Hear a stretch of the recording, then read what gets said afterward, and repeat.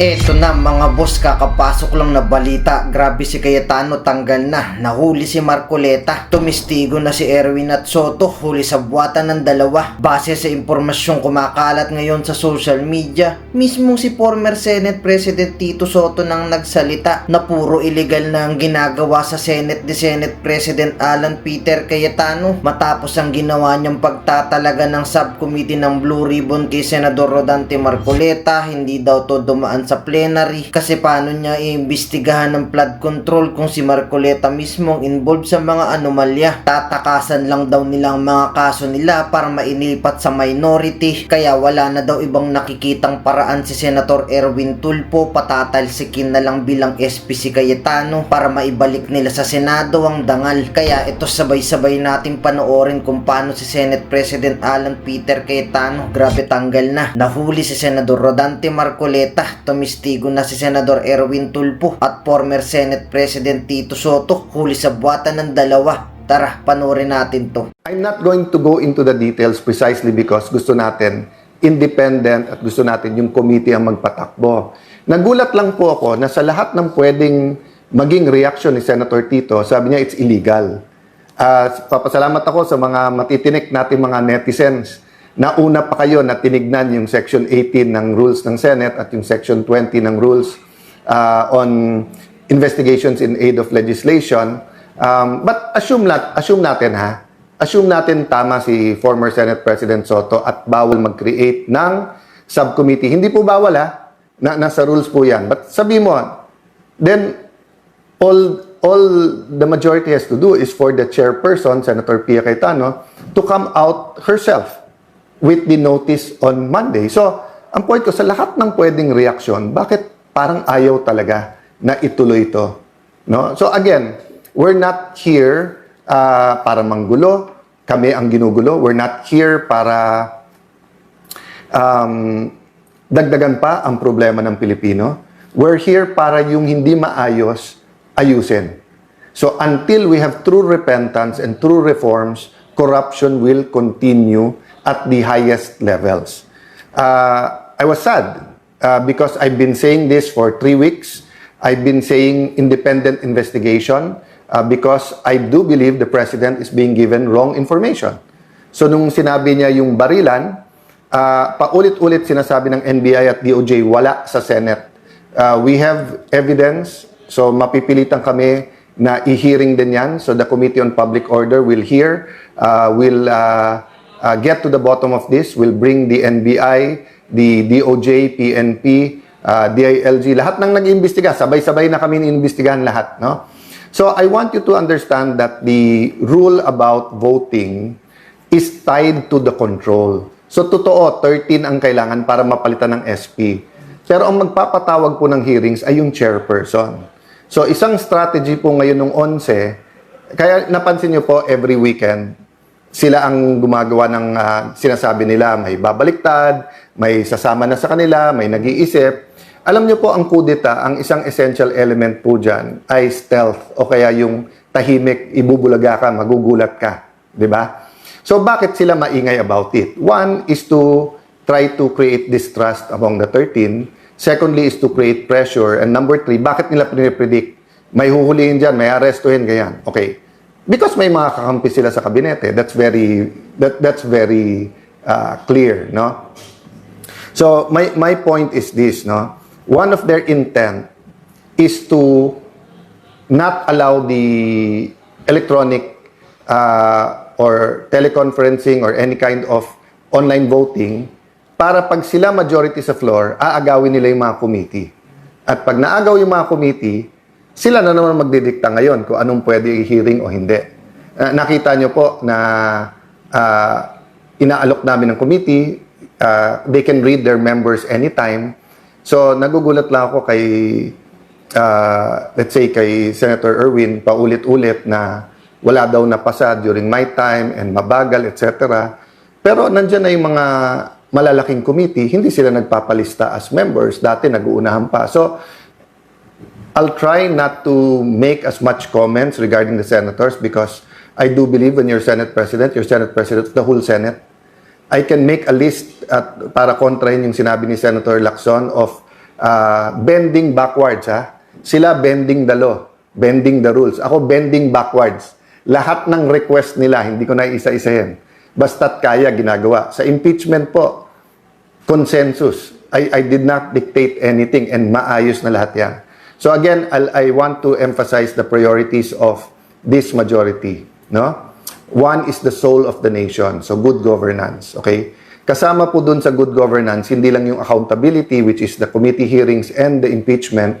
Kasama din po dyan yung mga legislation that goes into the real numbers o yung economics para hindi gutom ang ating mga kababayan, para walang temptation for crimes and for corruption, di ba?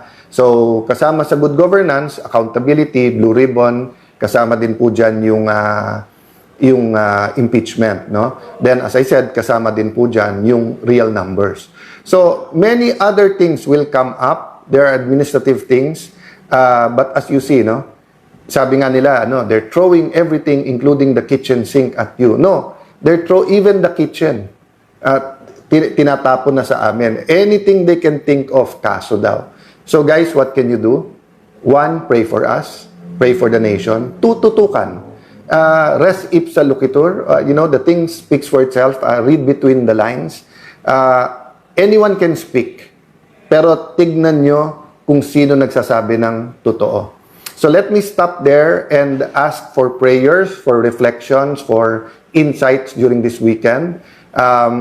Hopefully, both sides will have their numbers in full force Monday. But yun nga, tuloy kasi yung takutan at yung sinasabing maaresto na and then kung sino-sino ninename nila na babaliktad. What's happening in the Senate, lahat tayo may stake dyan. Ang ating, pati yung hindi pa botante, all Filipinos have a stake there because we all came together under different constitutions saying that check and balance and an independent legislature is good for the nation.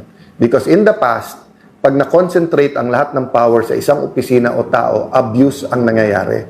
Ngayon nga po, separate ang House at Senate, separate ang judiciary, separate po ang executive. Nagkaroon ng flood control scam. Nagkaroon ng kung ano nung smuggling. Nagkaroon ng yung problema sa BIR, di ba? In the first few years, yung kung ano-anong nabuko ng mga kalokohan. So, it's ongoing in every level of government, from the barangay until the national government. So, if power is going to be concentrated just in the executive, kawawa naman tayo. I don't think the president wants this. And I continue to extend a hand of working together professionally. But I really think he's not getting the right information. So I do hope that the senior officials in the cabinet will be able to get the right information and throw the right information. Because one, yung 11, nang-o-onset talaga, hindi nagbibigay ng tamang informasyon, then there are forces, spiritual and physical forces in this nation that wants to keep us poor, that wants to corrupt, that wants to take out hope. So where I started, that's where I'll end. Don't lose faith, mga kababayan. Have faith. Don't lose hope, mga kababayan. So Christians, Muslim, anuman ang ating paniniwala, keep praying. Malaki ang pag-asa ng ating bansa. But we have to. We have to get things done. We'll have a separate talk about the numbers, but I want to emphasize, sa ating pong first speech as Senate President, yung bigger picture, sinabi ko nga po, di ba, na napaka-importante po yung spiritual, economic, socio-economic well-being ng isang bansa, financial well-being ng isang bansa. Hindi lang po politika. Nakatuon kasi po tayo sa politika, which is important. Good governance is important. Accountability is important. But economics, health, education, the soul of the nation. Wait lang mga boss, sa lahat ng solid supporter na sumusuporta sa channel na ito, maraming salamat po. Gusto ko lang kayong invite sa bago nating YouTube channel. Nasa comment section yung link ng bago nating YouTube channel. I-click nyo lang yan para makapag-subscribe. Kaya tara, panoorin na ulit natin to. Values. This is very important. So going to the numbers, let's clarify some things about rules. No? Sa rules muna mismo ng Senate, nakalagay doon, simple majority can amend. Again, emphasize ko kasi binabaliktad ng ating kaibigan ni Senator Lacson. Sabi niya, okay lang pag-usapan yung rules, wag lang i-railroad. Wala pong railroading. Ang sinasabi po kasi niya, nasa committee yung rules. Ang plenary po, or yung plenaryo, ay mas powerful sa committees. Ang mga committees, parang bowl po yan. Pwede mo ilagay dyan, tapos i-process sa bowl, or pwede mong tanggalin, ilipat sa bowl, or dalin sa plenary. Ang rule po ng Senate, hindi po kailangan dumaan ng katulad po ng pinagdadaanan ng bills. Kasi ang bills po nasa Constitution may first, second, third reading.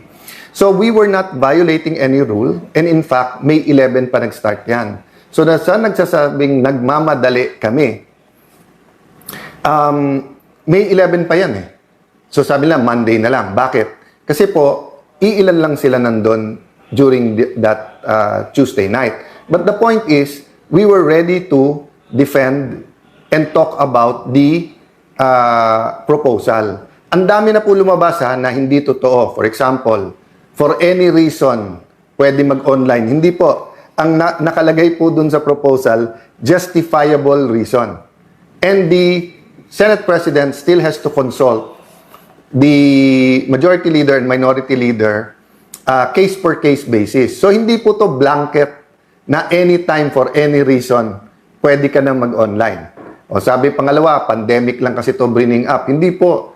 Panahon pa ni Senator Trillanes, kay Senator De Lima, bringing up na po to. Yung ibang nagkri-criticize po ngayon, tignan nyo po yung mismong sinulat nila at reasons nila. They were arguing from the point of view of representation.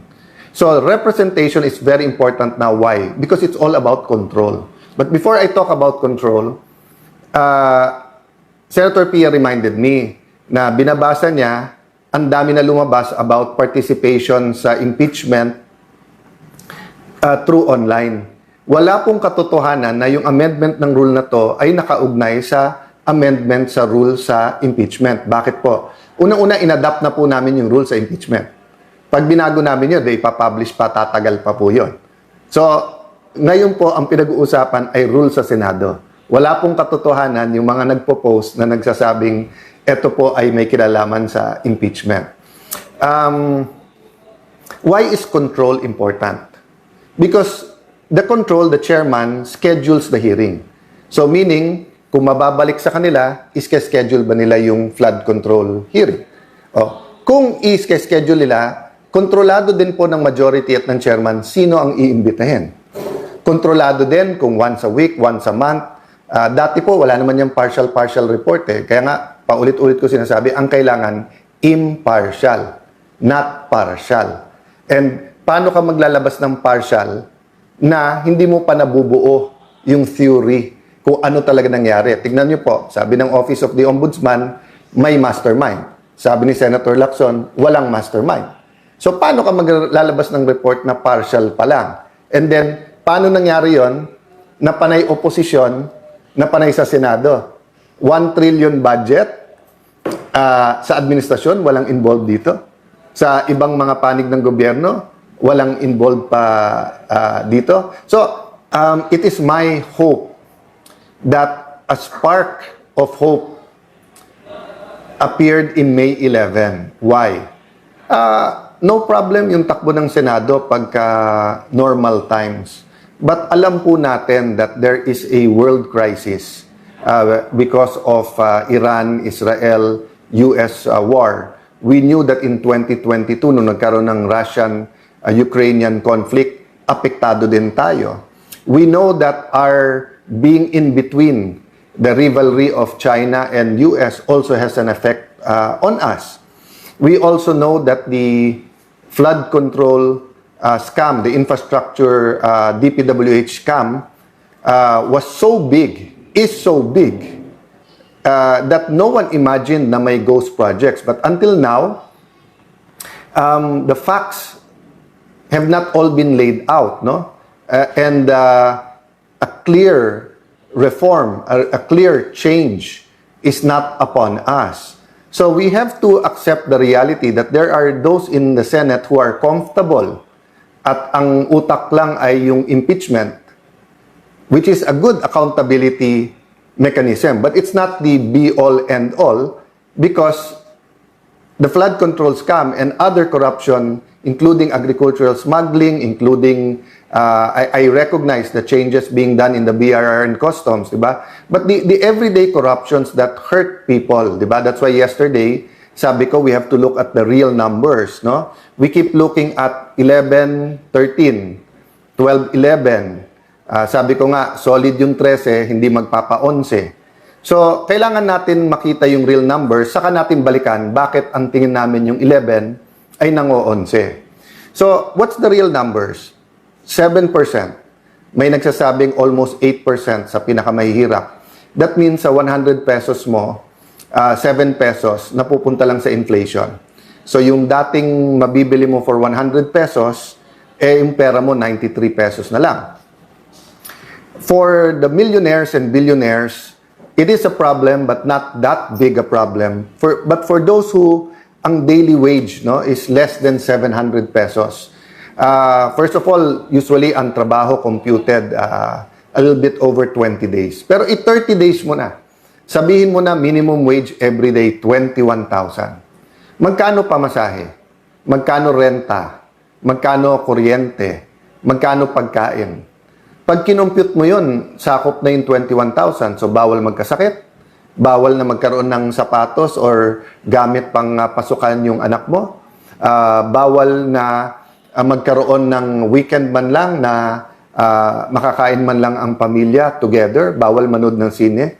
So, these are the numbers that really strike at the heart of the everyday life ng Pilipino. Magkano na po ang bigas ngayon? So, sa Pilipino po, marami kang pwedeng tipirin, pero syempre, hahanap tayo ng kanin. And if you look at the numbers deeper, the poorest of the poor, di ba, noodles na nga lang yung hinahati-hati. Minsan, isang pamilya ng 5, hahati-hatiin yung noodles because nga, even the minimum wage is a luxury. So if you look at the numbers, isama mo na yung unemployed at underemployed, almost 9 million yon. Tapos 10 million Filipinos abroad. Ngayon, yung iba sa Middle East nagkakaproblema, kung hindi man sa remittances, sa trabaho nila, sa kita nila. So, good for some OFWs na mataas ang dollar. Pero sa marami na nag-i-import at sa atin mga consumer, napakataas po ng itataas ng presyo ng bilihin kung hindi po makakahabol ang peso sa value ng dollar. So, Ngayon, ikaw bilang Pilipino, ano ang masasabi mo at reaksyon sa balitang ito? Mag-iwan ka ng komento mo sa ibaba at ating pong babasahin isa-isa.